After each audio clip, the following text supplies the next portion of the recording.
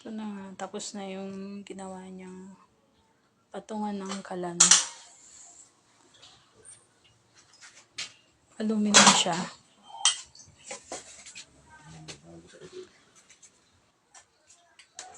Anong tawag dito? Wood finish? Wood finish. Tapos ginamitan niya ng mga tubular.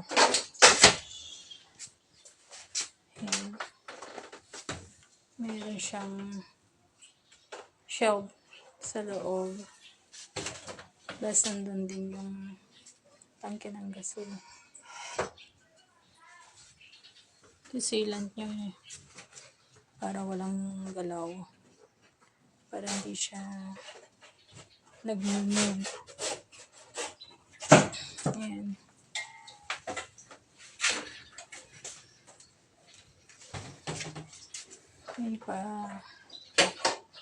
May mga space kasi sa gilid. Pag hindi kasi antay yung pagkagawa. Ito. Ang tawag dyan. Pag wala sa eskwela yung mga lagayan niya, syempre magkakaroon ng space. Kaya paparaanan, lalagyan ng tafal.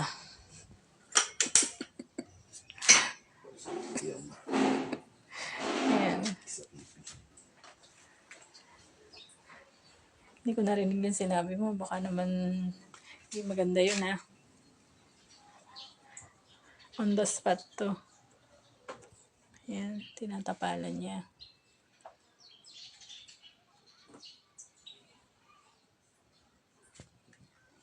Tapos na rin naman ito yung kahapon.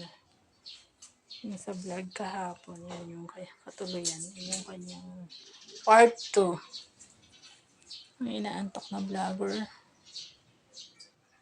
At si kuyang na enteng. Putinteng.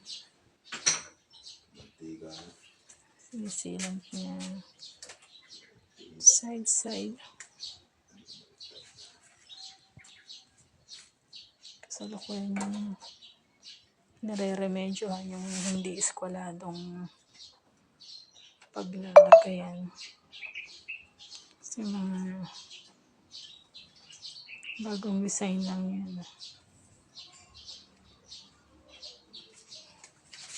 Ayan. Sabi mo mga kasama itong mga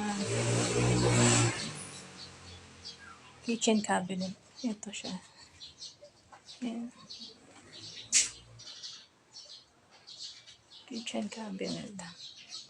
Ayan yung mga terno niya. Pull out to eh. Madilim lang kasi dito lang hila. Ayan, nahihila siya. Pull out. Ito rin. Ayan. Pero pag gusto naman ng iba na merong mga stainless na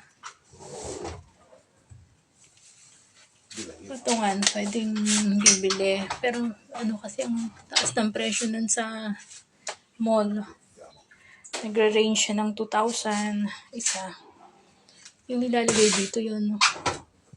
Para hindi siya, para organize.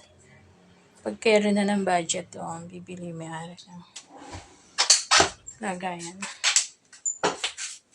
So, ito rin, naman meron dito. Ayan. Ang gamit.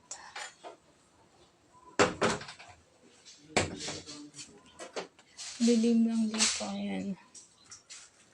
Meron din sa taas. Ayan. So, ayos na yan, maganda yan. Try natin hindi ilaw. Kung liliwanag. Ayun, lumiwanag. Para makita ang beauty. Ayan, may basket. Ayan. Wood finish.